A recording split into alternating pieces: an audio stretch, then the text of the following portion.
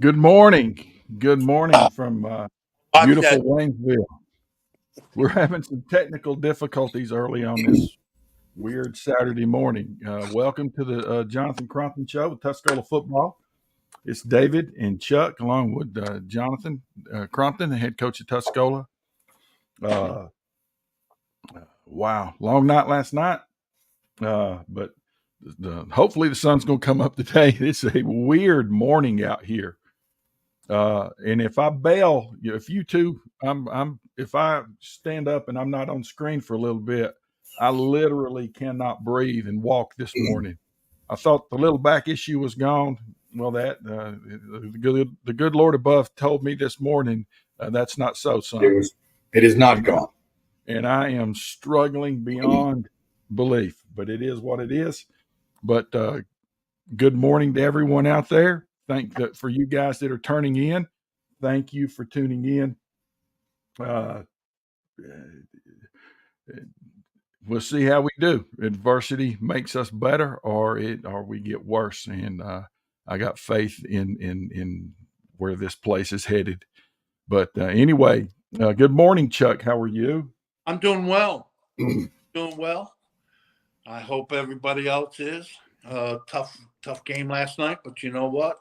You got to play it, and your kids didn't quit. So that's a very good, very important thing to pound on. Yep. So North Henderson and Tuscola, homecoming at CE Weatherby, and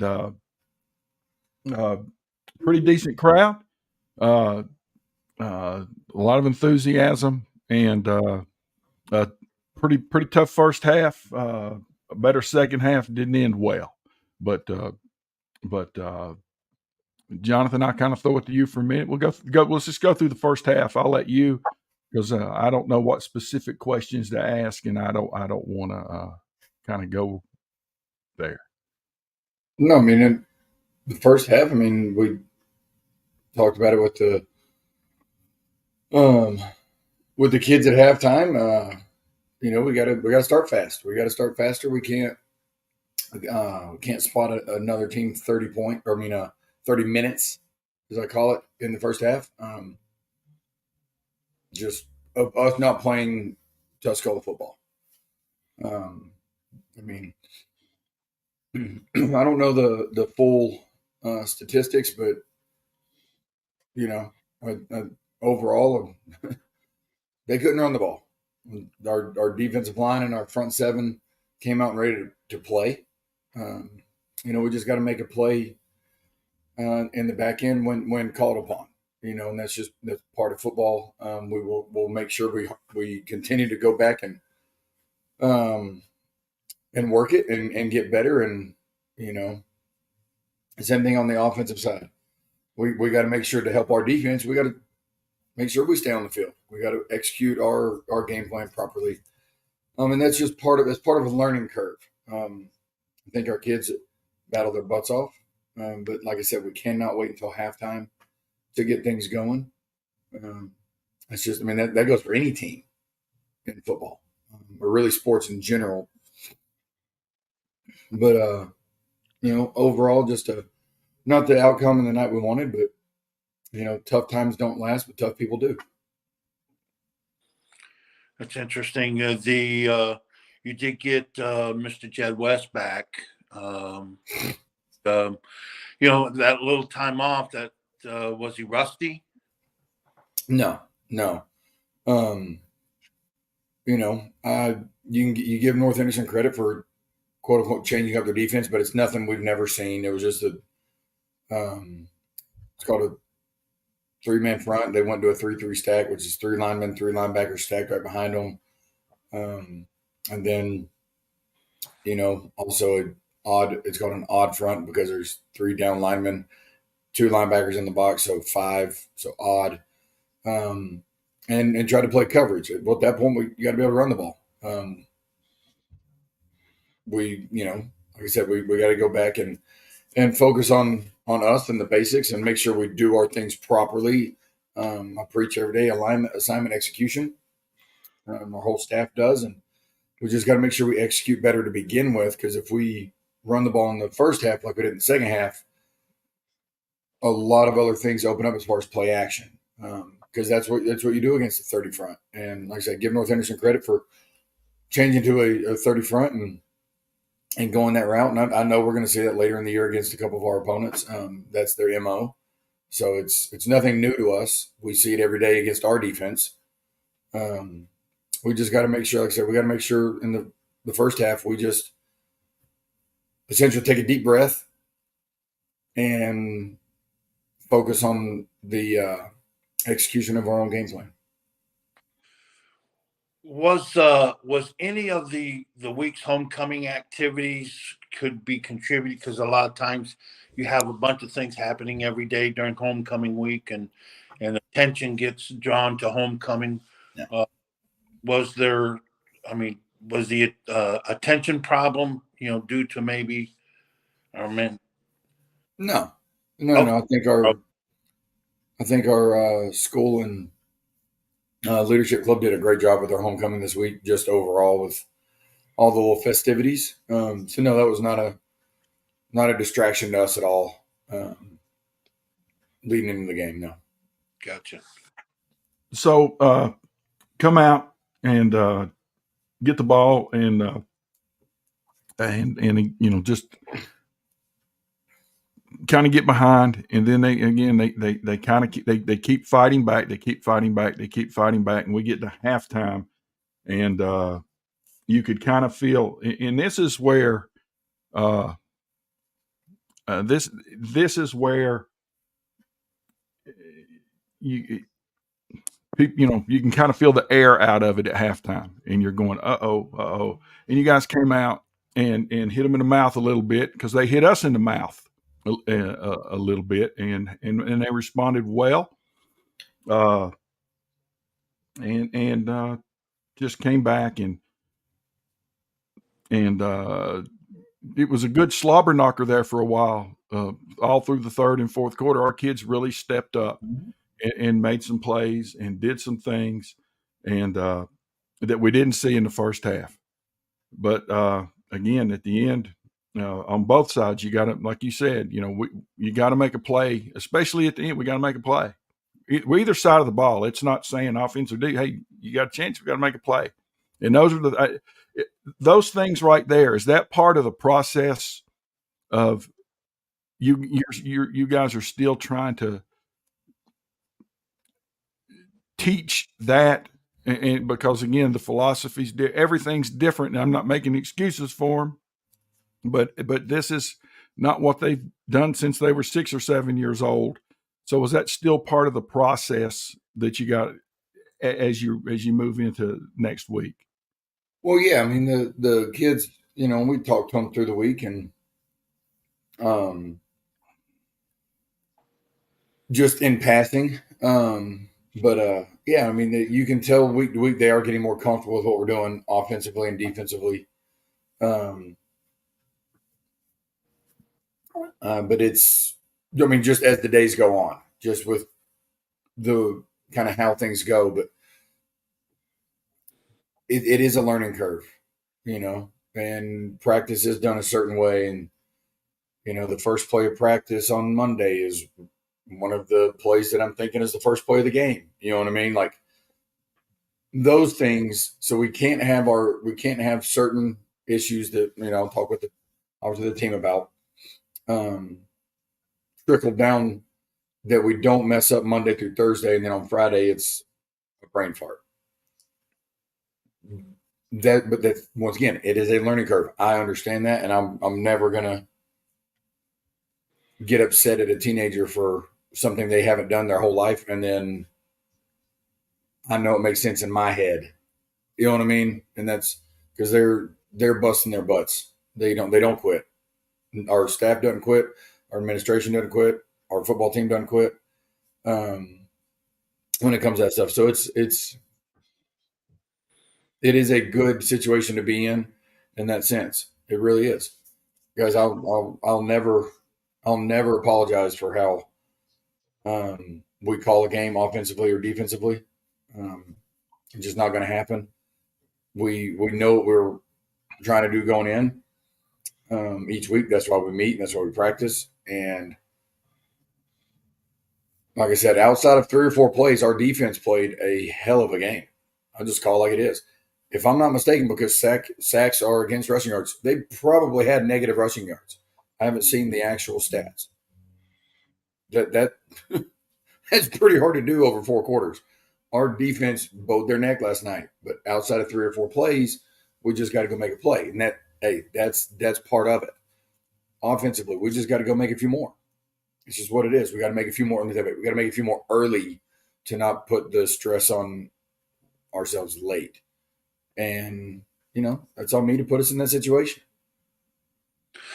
The second half was different than the first half. Like you have reiterated that your kids didn't quit. So being a tough loss, but you got a lot of things to build upon. Tell me some of the players that may not have had their name announced over the PA system that helped in that, that Good rally. question. I mean, well, there's I want to say there's Great question. a few more than I can actually name. So I don't want to get into the specifics of that just because I don't want to leave anybody out. All right. But I mean, we had kids step up big last night. I mean, honestly, a lot defensively showing up, bowing their neck, and the old cliche, clogging up the middle.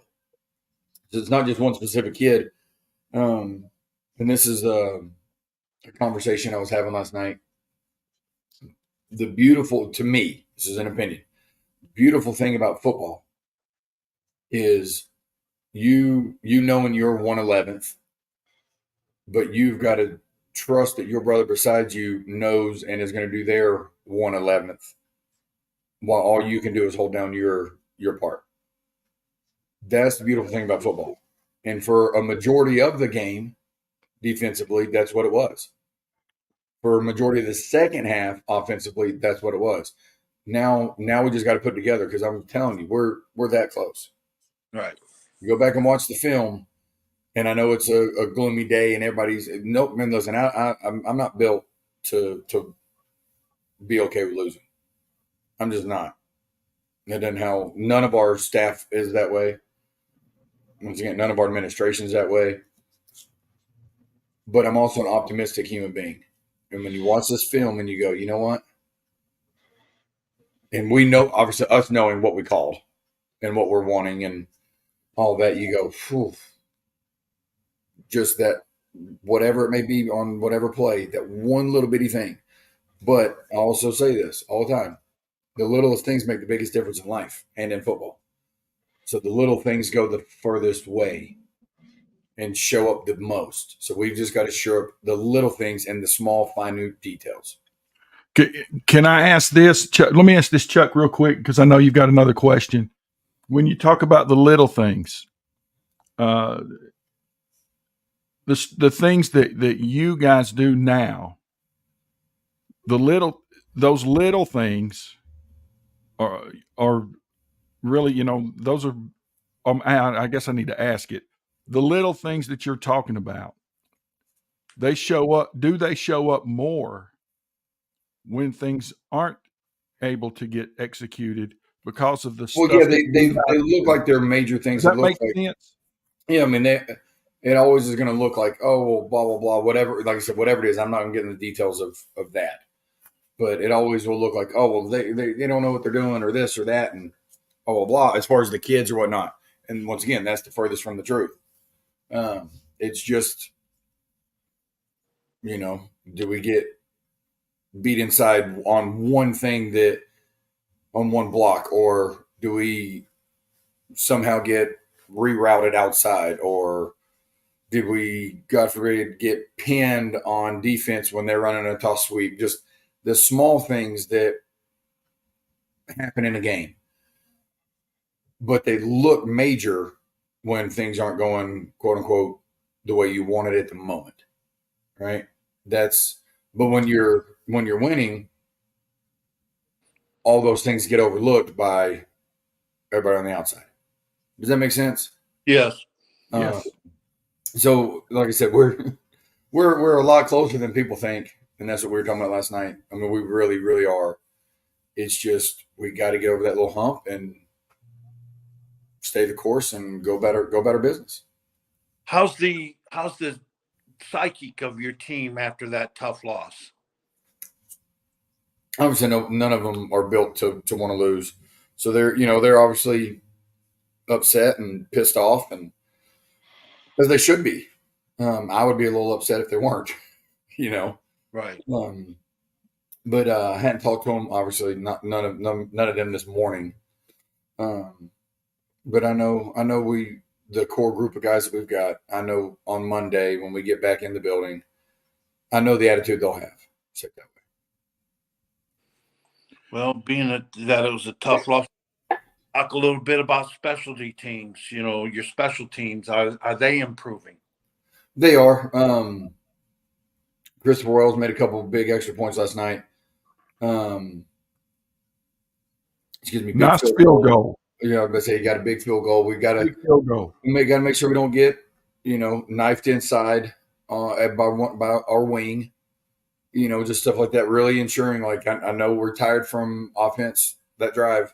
Really got to make sure we get all the way down in there so the guy doesn't be able to get inside and get his hand on the field goal. Because if we don't get that blocked, we go up 7.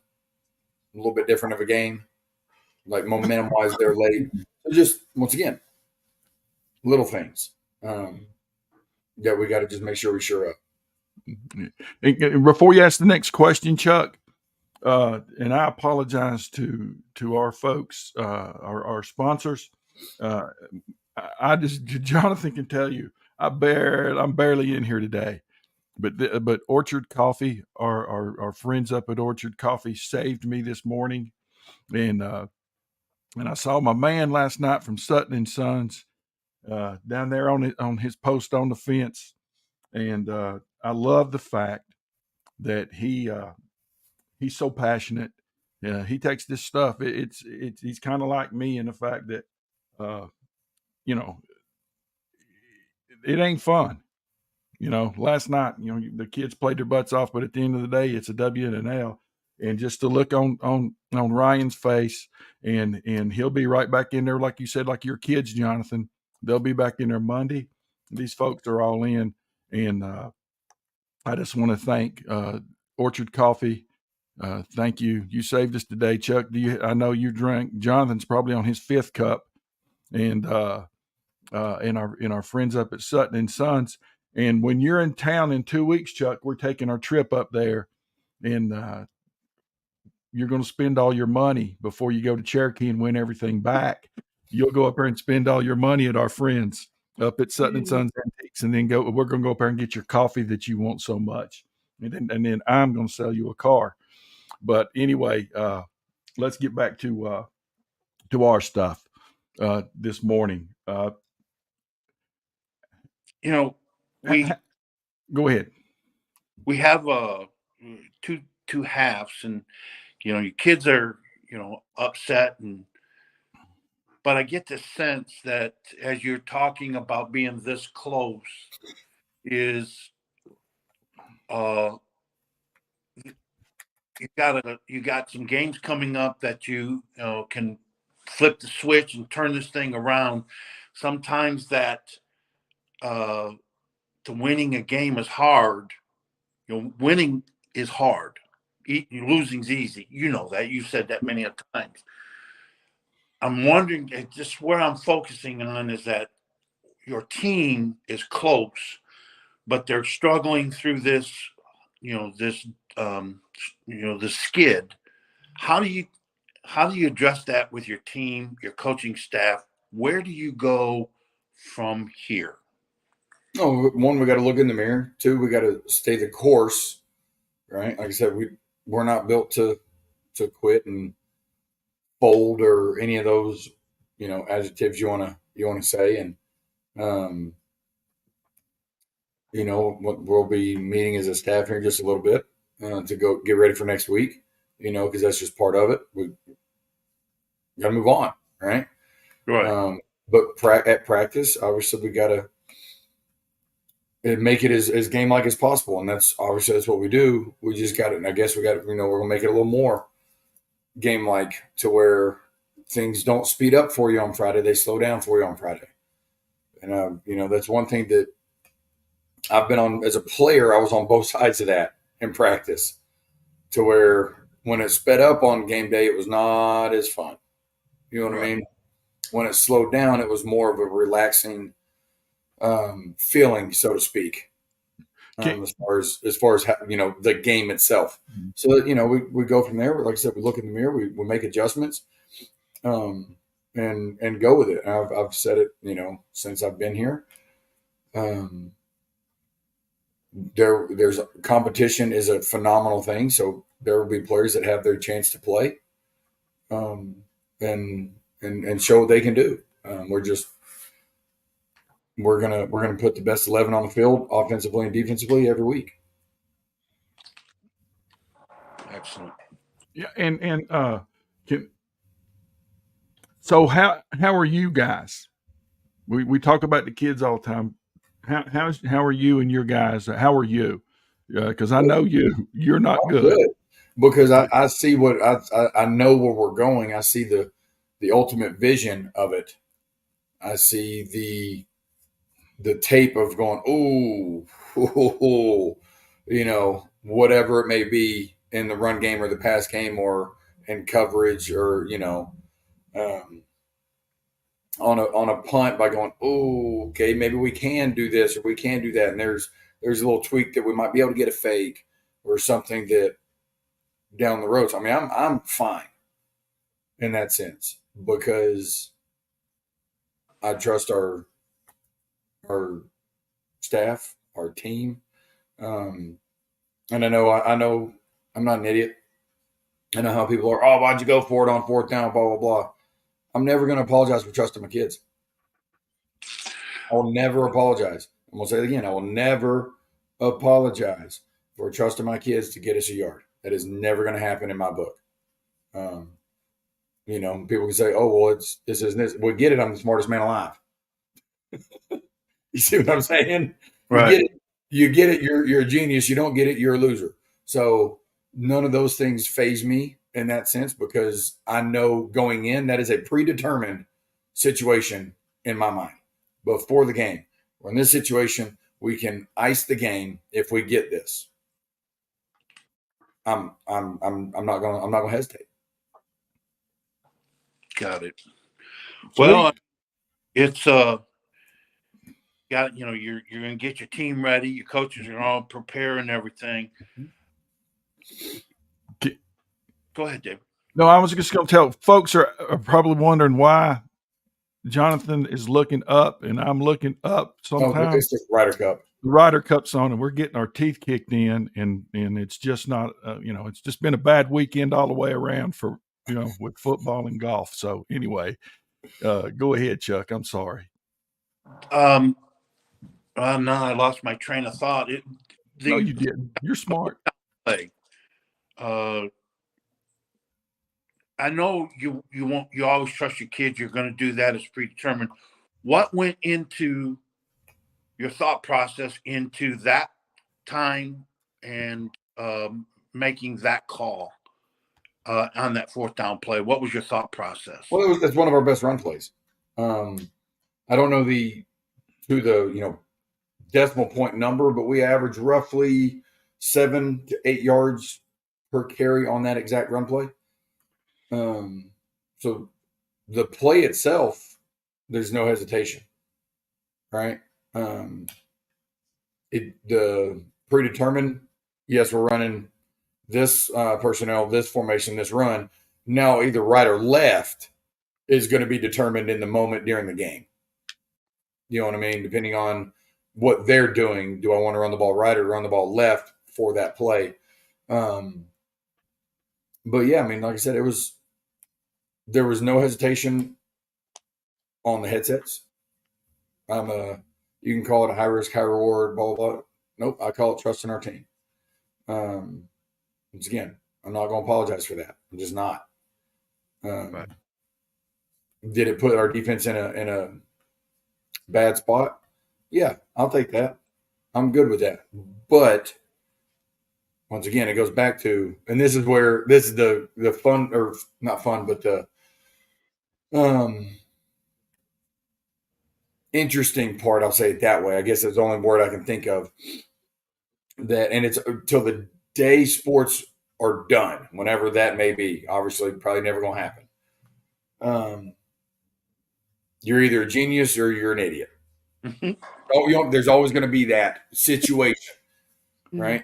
Well, if we punt it, the way I look at it, all right, we can always play the what ifs. All right, well, what if we line up a punt? What if we have a bad snap? What if we shank the punt? What if, God forbid, they go block and they block it? We can always play what ifs. That situation with R11 on offense, going for it 100 out of 100 times. Got it.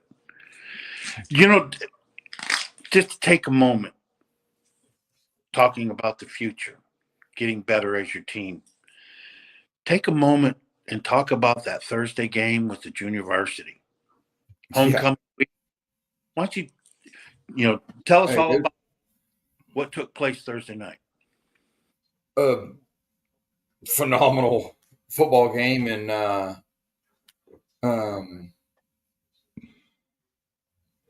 trying to think how to word it, because the way that the JV players handled the halftime adjustments last week was awesome. And North Henderson came out with pressure and this and that, and certain blitzes, and it was tough for our O-line to pick up on the JV level to begin with. And at halftime, we adjusted and put in certain tweaks to the protection, I guess you'd call it, and they picked it up tremendously, having not done that yet. And that's the good part about our staff and our players, in the sense of we can do those things in the middle of the game and teach it, and the players go, yes sir, yes sir, and roll with it. But let's say it was 14-8 late in the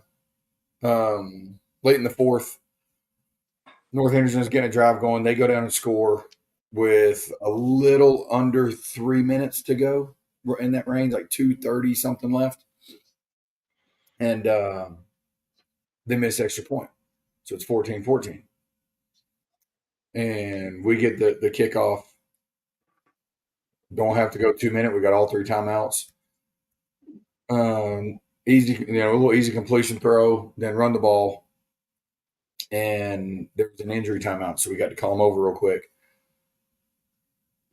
And for our O-line to block the way they did, but then our quarterback, Bo West, and one of our slot receivers, but Isaiah Hyatt, when you pause the film, when he threw the ball, now he threw the ball to the right spot, but the future is bright in the sense of he knew the safety was low.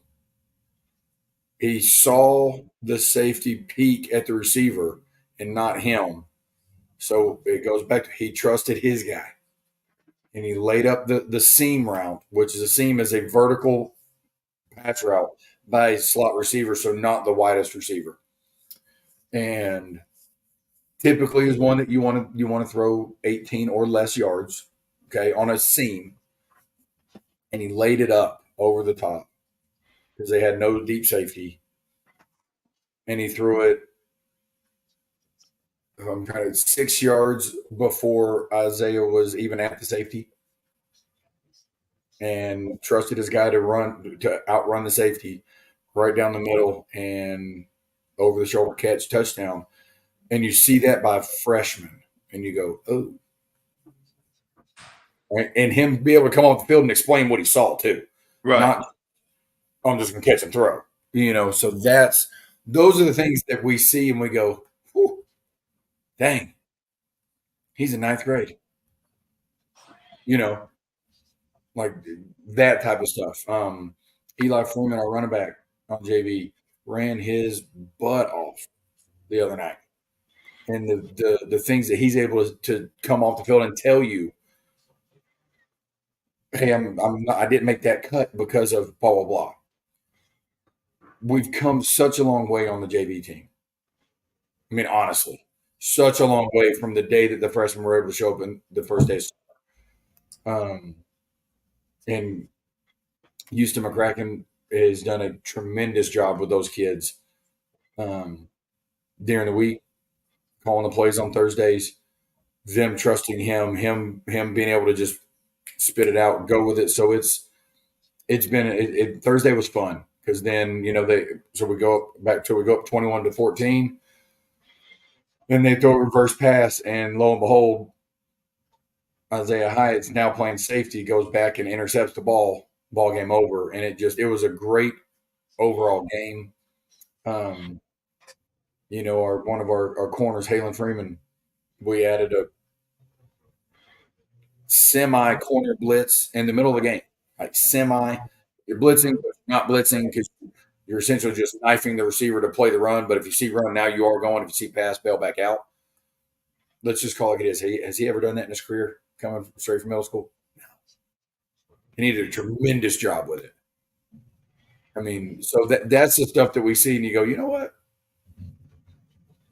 We're going to be all right down the road, but we're still pretty damn good right now. We just need that one little piece to just click. And when it clicks, then you go, okay, that's football. And it is so much closer than people think. How do you get that one thing to click? How do you get it? Is it organic? You can't make like it. That's the hard part. Is it's an organic thing, and it's not like I know what that thing is. Right. You know what I mean? But it's almost like like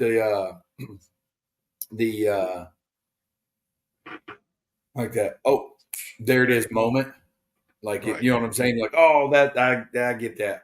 It's almost like that where it goes, boom, it happened. Oh, now we see this. And I'm telling you, we're so much closer than people think. We're so much closer. I mean, honestly, we're closer than I think. It's just we got to get there. Sometimes that's the hardest part of the game is to get that last little small, minute thing to just go. Right. Yeah, and before we move on to on its way, and so it's not. This is not a doom and gloom nuclear bomb blow this thing up situation. We are well on our way. Excuse me. We just haven't been able to put it all together for 4 straight quarters because of just a few small things. We all understand, the three of us, that you're building your program and you're putting your DNA in it. And it's, I know you guys love the former head coach at Tennessee. You're building block by block. You're building but you are. It's like you're building that. Now you're not. Hold on a minute before you get us in trouble. You're not talking about Coach Fulmer. No, it's no. So just so everybody understands, the guy he's not talking about Coach Fulmer. Yeah. Okay. The guy from Tucson, Michigan, and but I'm trying to make light of the situation because there's nothing to do about the loss, right? But the thing is that you're just starting the foundation, and you're not even completed with the thing that you're building. So, I'm wanting to know is why you're building this. Is we all want to get ahead of ourselves. I want you to be more successful. You have this patience of Job out there with these kids. So you're trying to make the season best for the seniors as you can, knowing you're building. This is where I'm coming from. How do you do that when you want everything? You want your seniors to have everything, but you're trying to build in the process and you're patient over here. How do you kind of entwine all things? Well, one, I do want to say this. Our senior group, dude, I mean, what they've gone through with COVID and coaching change and this and that, I'll never be able to say enough about that group. Just how they've handled everything. It would have been very easy for them day one to come in and just metaphorically be like, screw this, I'm done. right? Right. They didn't. They jumped right in. And they've been tremendous. They bust their butt. They're leaders in the weight room, right? So I want to win now, and I'm always going to be that way. I'm as guilty as anybody else. I'm human. I want what I want, and I want it now, right? I mean, we all are that way. I also have to be understanding of this is not an overnight deal. Like Randy Sanders told me way back in the day, it's not a sprint, it's a marathon. But for me, yes, it is a marathon, but also my mind works. Ooh, I can run that marathon a little faster.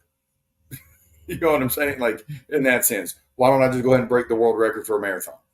Now, side note, I'm not running any marathons. That's not what. Heck no. Okay.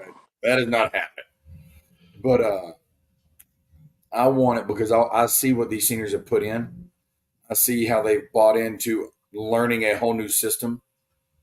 The verbiage, the lingo, just the movement that we do offensively. And my selfish thing is I want it for them, right? Because I know I don't get another year with them. I want another year with that senior class, but I don't get that. That's a selfish thing. So my deal is I make sure I give everything I've got to essentially try to put them in the best situation they possibly can be in. And then understanding on the JV side, let's not throw the kitchen sink at them essentially, and let's build them from step 1 to step 2 to step 3 to step 4. You know what I mean? Right. On the varsity level, I've tried to go from step 1 to 3 to 5 instead of 1, 2, 3, 4, 5, because yes, they are a few years older, but it's also I see what our receivers' ability, like football ability, is, especially at the receiving core and the skill position, to trust them to be and go win one-on-one matchups, right? That they've not done in the pass game. Tuscola is not a historically passing team. We all knew that. So to transition into that, that's where I've tried to be smart about when to add certain concepts, when to hold out certain concepts or things like that. But on the varsity level, I have one a little quicker than we have on JV on purpose, because you only get 1 year with that exact group. Talk about an important class, and it's going to be your next year's leaders. Talk about those juniors. Yeah. Well, we got just every class. We've got a lot of good kids, a lot of good leaders, hard workers. The junior class, obviously, we are excited about as well. Just like every class. Good thing is whenever, and I'm not wishing this early, that's not what I'm getting at, so I need to say that first. Okay. But once the spring comes around, the winter and spring come around, they'll be, into their second year in the system. So things will kind of click more. We'll have a full off season with them and our coaches to go over things in the wintertime during our weight classes and stuff like that. It's a good thing because we do got a lot of really good ball players in that class, on both sides of the ball. It's just a matter of, I don't want to rush getting there. No. Yeah, and that's such a difficult thing, and that's sit there and I don't know. I don't know a lot of the folks. Everybody thinks I know, that you tell me things, and all joking aside, they think, well, who's going to do this, and all week long, is the quarterback going to play? Well, I don't know. That is your statement. But I don't know. I know who they are if you see them, but I really don't know a lot of those folks. The parents and the grandparents, because I've been out of this in for a long time. But a lot of the senior parents and a couple, I don't want to name them here, but before the season's out, I will, because I get emotional. But like the grandparents of one of our kids up front, He's a senior, and and just his grandparents. His grandfather will just come down here and talk to me, and just and that's such a fine line that you talked about, and I'm glad that you and Chuck talked about that, because it's such a fine line. Because yes, we're building, and yes, there's a change, and yes, there's this, but golly, those kids, those seniors, you owe them everything. Oh, and they, I mean, one, it's my job to give them everything, but this class specifically, if everybody that obviously is not in the school system or a parent or something like that knows them, we got so many just seniors that are tremendous young men, right? With even just in the community, not just in football, because it's bigger than football, and I will go to my grave believing that and preaching that it is bigger than football. But just some of the kids, I mean, nobody knows that. I'm glad I stuck my head in the locker room last night after. There's one, and I won't say his name, but there's one specific kid that would have been left. He was just sitting in the locker room, and the bus was about to pull out, and I was making sure everybody was ready to leave. And so the second bus ended up staying for an extra 10, 15 minutes. Just because we just had a conversation. Because sometimes that's a good thing. Just a conversation. And me, don't get me wrong, like I love messing and joking with this kid, but him opening up and just talking last night, that's what it's about to me. Mm. You know what I mean? Football aside, wins are going to happen. Winning and losing happens in sports, right? It's just what it is. What was it? The 2007 Patriots won them all but one. Undefeated, and now the 72 Dolphins are still the only team to go undefeated, right? You are absolutely correct on that, sir. Like winning and losing happens. How do you affect these young men's lives? We just had a conversation, and the bus sat there and waited, and go about our evening. And he's a senior, and that really put it into perspective to me is that's why I do what I do. Moments like that of him just asking a question of like, how can I get better? How can I make this team better? When a player asks you those questions organically and not you having to go in there like, hey, you got to do blah, blah, blah, blah, blah. You got to do this, this, and this. That's why our staff gives everything we've got to every one of these kids. And that's why this senior group to me is so special. Honestly, once again, my biggest wish was to have more time with them. I don't. So I'm going to give them everything I've got until the day they're out of there. Excellent. Good. Outstanding. Now, Chuck, Jonathan talked a little bit, or Coach, it's still hard for me to say that to you. Yeah, come on now. But, he was talking about the speed at practice and the speed of the game. And you will remember this, Chuck, like it was yesterday, because sometimes these stories, they're fun to remember and to tell. And when Tennessee played LSU, when Coach was a freshman, and he goes in the game, and the place is going crazy, and Lamarcus still fumbled. We won that. We should have won that football game. We were the better team. But anyway, it's the first time, national TV, CBS, all this, and the place is going crazy. We end up losing on the last play of the game. And after the game, Jonathan didn't even understand that he had to go to the press room. So he put his clothes on and said, well, I'm going to go out to dinner with my family. And remember, Chuck, he walked outside the locker room, and there's like 100 members of the media following him. And they're trying to do this press conference that he's supposed to go do. in the SID, I think it was Mr. Ford at that time. Everybody's out there and they're grabbing you and say, "You can't be here. You've got to come back in." But I say that to say that I'll never forget.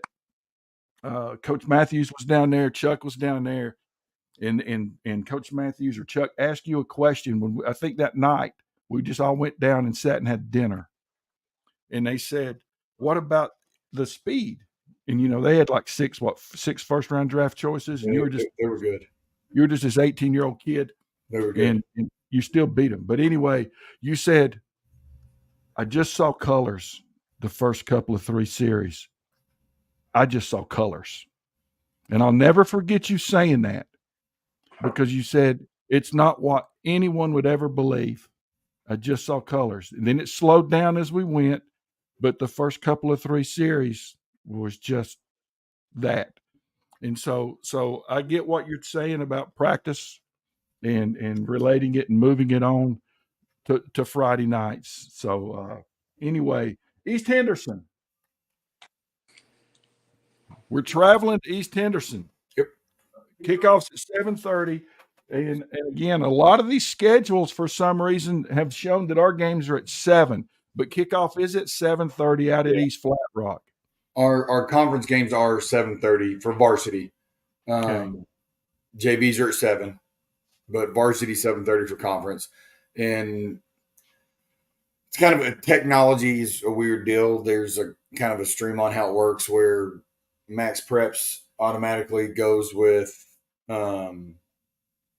Dragonfly updates, but it's really 7:30 when it's supposed to. Long story short, 7:30. Chuck, do you know what Dragonfly is? No, I don't. Well, no, I have no idea. Well, that's referees go in there and accept the games, and that's where they see what time the games are and all that stuff and go off of that. Technology, say it that way. Sometimes it's spot on, sometimes it's not, but it is. Varsity game is at 7:30. Okay, just want to make sure because we do get that question a lot. Yeah, and we're playing at East Flat Rock, and hey, got to go out there. We got to play well. Got to get ready. So, Chuck, I'll throw it over to you about the East Henderson stuff. Well, East Henderson you come off of the North Henderson game, and here I know what the answer is, but have to ask it. I'll even give you. You're going to go for, it's all about you. You're going to, work on you this week. It broke up, but I assume I know what you said. Yeah, it broke up. Ask it again. Well, I was asking about injuries. Oh, I think. Yeah. No, and that's once again, and I go back to that every time. Any good program or any good coach is never going to talk injuries, and that goes at every level of sports, especially the day after the game. When obviously, yes, we're going to have some nicks and bruises and stuff like that, but we won't get into specifics of players and certain injuries. I'm glad you brought that up. What in your Mountain 7, just take your Mountain 7 conference teams, your sister schools, what head coach announces all his injuries? Heck if I know. I don't keep up with that. None of them. I know, that's what I'm getting at. Like, no, if anybody talks, I say I don't know because I don't keep up with it because I don't. I mean, yes, obviously we scout our team and we game plan and all that, and you kind of know who's banged up and who's not. But anybody that says publicly who's injured is unless they've been injured for 5 weeks and it's a torn ACL. You know what I mean? But if somebody's out for the season, obviously so. But if somebody's banged up and they've been out a week and they may come back 1 week, blah blah blah. Nobody's ever going to talk about those. And on a positive note, speaking of injuries, I'll give you one. Oh, Bryson Haynes, a middle linebacker who does have a torn ACL. His rehab is going really well. Well, in that sense, on a positive note, shows up every day. And that was against Asheville week 1. Shows up every day. Doesn't complain about his rehab. Works his butt off. shows up to practice, sits on the tailgate of our trainer, watches practice. Like that's what our program is. Does that make sense? I mean, Right. he's got non-weight bearing, and he still comes down the hill to practice, watches practice after rehab. So that's a tremendous thing for the future of our program. Right. Outstanding. All right. So we got about 10 minutes left. And So from here on out, nobody can ever say they didn't talk about injuries. Chuck. oh no. Oh, no, never mind. No. That's not a I have to be professional here, David. No, I'm proud of Chuck. You don't know why he asked that. That was pretty cool. And Chuck, I got the inside thing. You are my hero this morning. That's exactly right. That was funny. And I tried to keep from laughing. But anything, anybody, college football real quick, the last 10 minutes, because you two always kind of go at it with that stuff. Game of the week, USC Colorado. Well, strange as it is, I'd like to know how you would handle that in that situation. You'll never be as far as on high school. But by the time that thing kicks off in Boulder, Colorado, to us, it's noon. Us in Eastern time zone. To the Colorado Buffaloes, it's a 10 o'clock in the morning kickoff. Listen, hold on. This is better. No. To the Southern Cal Trojans, it's 8 o'clock in the morning. Talk about an advantage. Colorado in that game, they're going to sleepwalk out there at 8 o'clock in the morning. Jonathan, what time, if you had an 8 o'clock in the morning kickoff when you were at Tennessee, what time would you have to get up to start getting yourself ready? Well, we always had a breakfast that you had, mandatory breakfast you had to be at. All right. Then it was a couple meetings. They're essentially getting you up and make sure you're up, not sleeping until game time. For a noon game, we were at the stadium roughly, let's just even numbers, let's call it 10 o'clock. Okay. Well, to be there at 10, the bus was leaving at 9:30, 9:15. Breakfast was at, if I'm not mistaken, you had to be checked in and out of breakfast by 8 or 8:30. So you would have an alarm clock going off at 7:30, which is nothing. That's 4 o'clock in the morning for them. But if you're bumped up and you're on, that's why, like when we played out west, we always went an extra day early to give your body a little acclimation period. Right. So they're coming this way, they don't do that. Once you, or I take it back, they do if you go full time zone to time zone. That's tough though. I didn't know they were a noon kickoff. That's basically. Yeah, I didn't know they were noon. I did not know they were noon kickoff. Right, noon kickoff.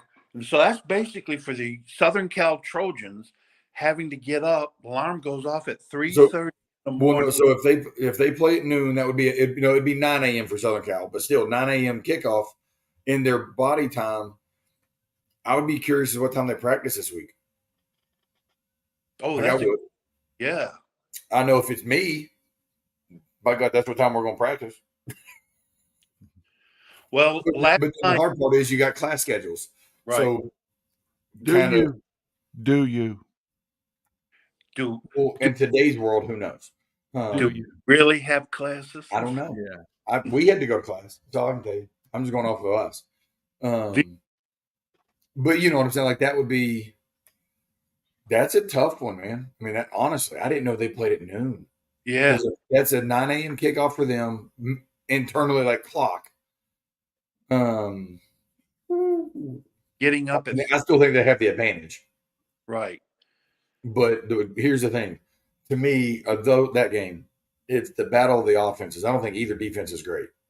Right. Now, I think Southern Cal's defense is a little better than Colorado's. But Colorado is also, they're undersized on their D-line. Right? Their scheme's there, but they're just undersized. and that's going to hurt them. But it could be to me, it's either a blowout or it's like a 65-63 type ball game. Well, last night you had number 10 Utah playing a Friday against number 19 ranked Oregon State. Utah, although they were playing with a backup quarterback, have been all season long. They estimated Cam Rising, the starting quarterback, to be back on the 14th of October, hopefully, is that Utah was never in the game. 10th ranked went down last night, 21-7. So then I got to thinking, here's a team that is used to playing Saturdays and Saturday nights, and here they are playing Friday nights. It's a different environment. Now that does take a toll. Right. I'm just pulling something up real quick. So so I got to thinking, possibly could this be, we have them all the time every year, is that a lot of ranked teams go down in upsets. Could this be the weekend? Could this be the weekend, where number 10 went down, although 19 is, would you really call that an upset? Mm-hmm. And he was I'm gonna say it this way. I'm gonna say it this way. DJ at Oregon State. I'm not saying he's a first round draft pick, but I think people have realized he wasn't the issue at Clemson. Right? He's playing well. I mean, they're 4-1 at Oregon State. And Oregon, let's call it like it is, guys. Oregon State's not an easy place to win at in the Pac-12 when you've got Oregon's, Washington, Southern Cal's, right? You have those style teams in the Pac-12. That's not easy. Oregon State's not an easy place to win at there. And they are 4-1 and probably about to be in the top 15. That's awesome. Right. That's what I was pulling up real quick. I just wanted to make sure that their statistics. I mean, his completion percentage is not great, but he's 206 yards a game with almost 2 touchdowns a game. Not world beaters.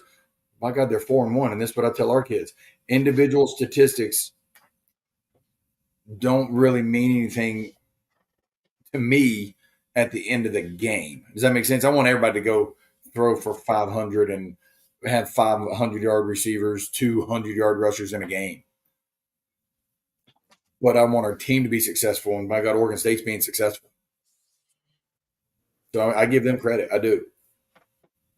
Which leads me into the question, Jonathan, picking your brain. The struggles at Clemson have been well documented, 2-2. They have started the ACC season 0-2. The last time that Clemson has started the ACC 0-3 was 1998. And they're going I didn't know that. Yeah, they're going to a place today, noon kickoff, to play Syracuse, who is undefeated. Schrader, their quarterback, the one that was used to be at Mississippi State, is playing lights out and garnering some attention for postseason honors. And this is a place where Clemson has had trouble playing. So I was about to say, Clemson struggled there in recent history. They have. Right. So does Clemson get beat and go 0-3? I don't think so. I could be wrong. I do root for the underdogs that play. Syracuse is a hard place to win at in football too. Yeah. Right. I'd like to see a good ball game. Even though Clemson got beat last week, with Florida State being in the top 5 and then being able to go to overtime, I think it kind of helped Clemson go, you know what? We may not be the Clemson of old or the past. Let me tell you, but not of old. When I was a Clemson fan growing up, and Clemson sucked. No. Ask my parents. I was the biggest Clemson fan in the world, but they were never what these kids nowadays know of Clemson. You know what I mean? Right. So in the past 10 years, Clemson, we'll say it that way, they may not be that, but they still got some dudes. They can still play, and they're in the first year of a new system as well. So I think last week may have helped their confidence level of, hey, we trust the system, we can do blah blah blah blah blah. On the 3rd and 1 and overtime, that's a teaching moment to say, hey, Klubnik, just hand it off. Don't RPO it. Just hand it. Those things I think are going to help them. So I don't think Clemson loses today. I don't think they go 0-3 in the ACC. That's just, I don't know. I just don't see it happening. I think they are the better team, record aside. But they have struggled there in the past, in recent past. Well, let's do this, guys. Let's get off here. Chuck and I'll be back Tuesday night, and as we start getting ready for East Henderson. Tough week, but I will say this: you guys, you brought a little reality into the situation, and I appreciate that because a lot of me included, a lot of folks just live in the second that it happens. So I appreciate both of your perspectives and where this is headed. And anyway, Chuck and I will be back Tuesday night at 7:30. And again, when we debate the college football, please know that I'm always right and Chuck is always wrong.